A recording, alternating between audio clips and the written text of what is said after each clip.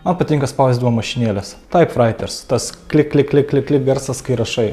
Nors į mane pažiūrėjus ir nepasakytumėte, bet aš nesu hipsteris. Todėl kompiuterio klaviatūros nekeiščiau tą gremėzdišką aparatą. iPadas turi fainą programėlę, kuris skleidžia typewriter garsus, kai rašai. Nice.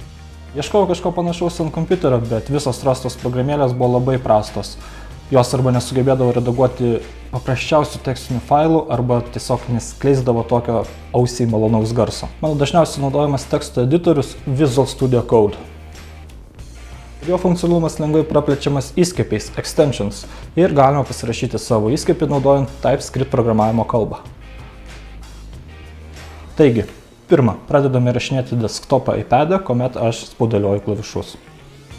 Antra, nusiunčiame video į kompiuterį.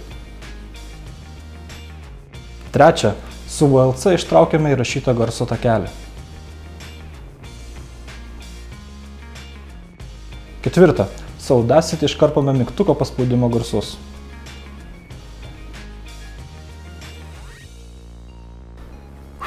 Pusė darbo padaryta, dabar turime krūvelę failų su skirtingais typewriter garsais. Penkta, teliko padaryti įskiepį Visual Studio Code editoriui. Taigi, paskaitome dokumentaciją, parašome šiek tiek kodo ir viskas. Taigi, atsidarome tekstinį failą ir pažiūrime, kaip viskas veikia.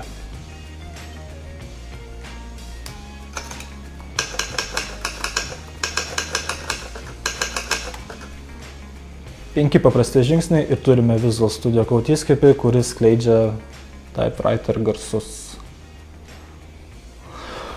Sušiktas karantinas, ką aš veikiu su savo gyvenimu. Nuoroda į extension aprašyme.